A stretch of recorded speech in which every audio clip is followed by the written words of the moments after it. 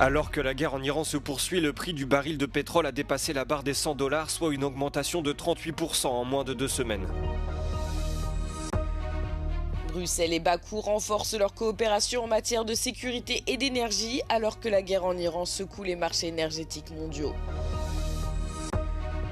L'oléoduc Druzhba, endommagé par une frappe présumée russe fin janvier, est de nouveau au cœur des tensions entre Budapest et Kiev après l'annonce de l'envoi d'une mission hongroise en Ukraine.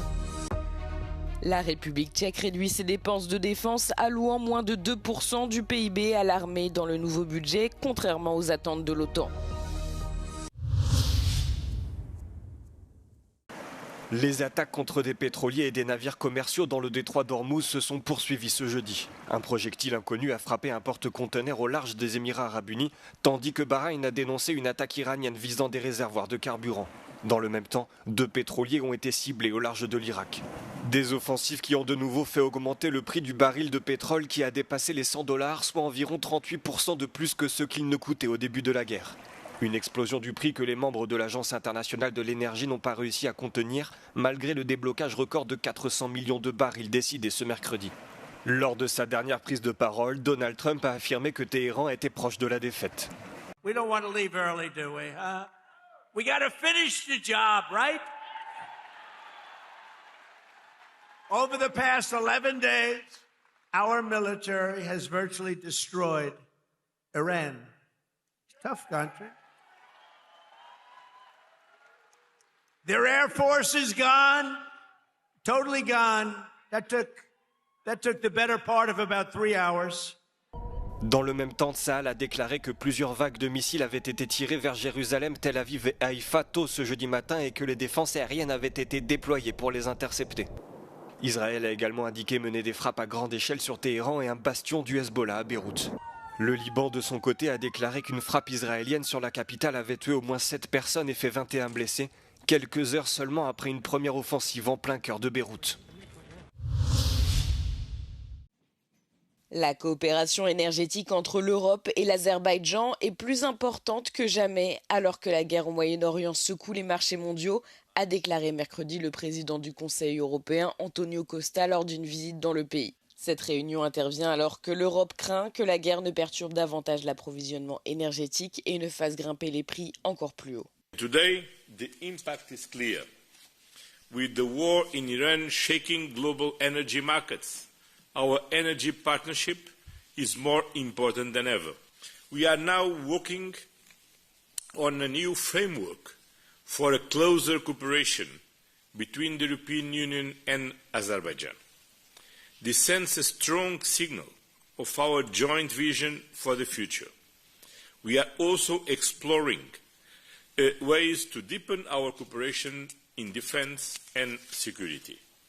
Important part of our partnership always was, is, and definitely will be cooperation in the energy field, especially after 2022 when we signed with the European Commission a document on strategic partnership in the energy field. And since that time we increased our gas export to European countries with respect to the volumes and with respect to the number of countries. Today... Selon Ilham Aliyev, 16 pays européens bénéficient aujourd'hui du gaz azerbaïdjanais. 10 d'entre eux sont membres de l'Union européenne. La présidente de la Commission européenne, Ursula von der Leyen, a réitéré ce mercredi l'attachement de l'Union européenne au droit international et au système multilatéral lors de son discours devant le Parlement européen à Strasbourg. Des propos pour calmer la situation, après avoir suscité la polémique il y a 2 jours en déclarant que les 27 États membres ne pouvaient plus être les gardiens de l'ancien ordre mondial, d'un monde qui a disparu et qui ne reviendra pas. Seeing the world as it is in no way diminishes our determination to fight for the world as we want it. The European Union was founded as a peace project. Our unwavering commitment to the pursuit of peace, to the principles of the UN Charter, and to international law are as central today as they were at our creation. and we will always uphold these principles.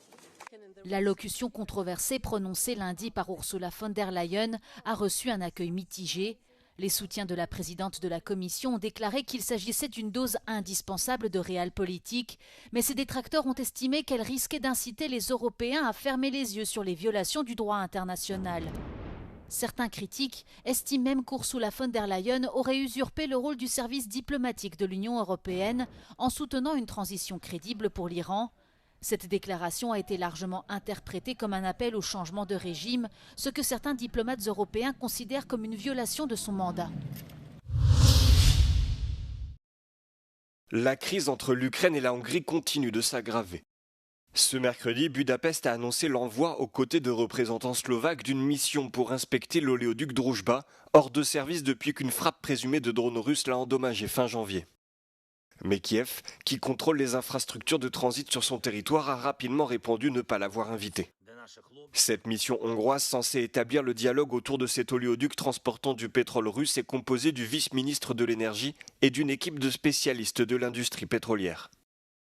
La Hongrie et la Slovaquie, qui accusent l'Ukraine de freiner les réparations, sont les deux derniers pays importateurs de pétrole brut russe via cet oléoduc et figurent parmi les rares pays européens à s'être rapprochés de Moscou depuis le début de la guerre. L'oléoduc est devenu un sujet brûlant dans la politique intérieure hongroise à l'approche des élections législatives d'avril, lors desquelles le parti de Viktor Orban sera confronté à un défi de taille face au parti TISA de Péter Magyar. Le Premier ministre hongrois a alors fait de la sécurité énergétique un thème central de sa campagne, accusant le président Volodymyr Zelensky d'exploiter ce conflit pour déstabiliser son gouvernement. La République tchèque réduit ses dépenses de défense. Mercredi, le Parlement de Prague a approuvé le budget 2026 qui alloue 7,4 milliards de dollars à la défense du pays.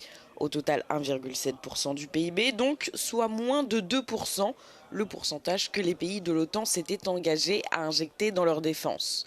La somme était déjà un compromis. Le président américain Donald Trump exige une contribution encore plus élevée. Le gouvernement populiste de Babiš a répondu à la pression américaine en affirmant qu'il avait d'autres priorités, telles que l'amélioration des soins de santé. Il a argué avoir hérité d'un déficit budgétaire si important de la part du gouvernement précédent qu'il n'était pas en mesure d'augmenter les dépenses de défense. Avec une majorité de représentants pro-gouvernementaux, le Parlement tchèque, composé de 200 membres, a finalement approuvé le budget 2026, 104 voix contre 87. Le budget de la défense tchèque est cependant complété par d'autres projets passés sous le portefeuille d'autres ministères, mais également impliqués dans la défense. On ne sait pas encore si l'OTAN acceptera la décision de Prague.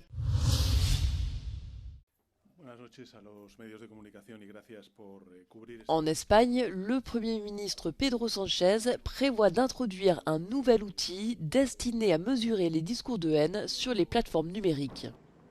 Baptisé Audio, cet outil vise à analyser la manière dont les messages de haine se diffusent en ligne et à évaluer le rôle des algorithmes dans l'amplification de ces contenus. Cette initiative s'inscrit dans une stratégie gouvernementale plus large destinée à améliorer la surveillance des plateformes numériques et à renforcer la sécurité sur Internet, en particulier pour les mineurs. Début février, Pedro Sánchez a annoncé son intention d'interdire l'accès aux réseaux sociaux aux moins de 16 ans, une mesure qui obligerait les plateformes à mettre en place des systèmes de vérification de l'âge plus stricts. Récemment, la Commission européenne a appelé les États membres à veiller à prendre des mesures conformes au cadre commun de l'Union européenne, en particulier à celui établi par le Digital Services Act, qui établit un cadre juridique harmonisé pour lutter contre la propagation de contenus illicites en ligne.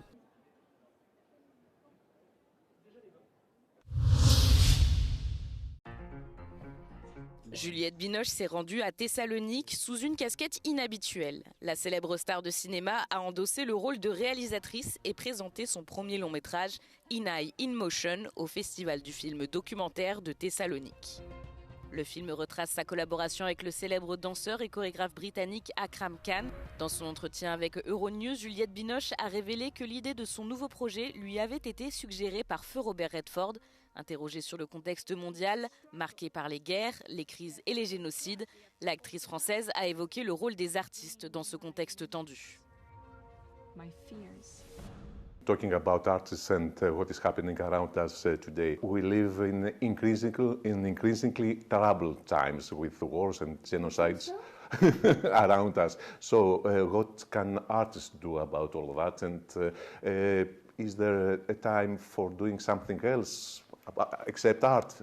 Actions. We're here as artists to celebrate life and to love it and to be united.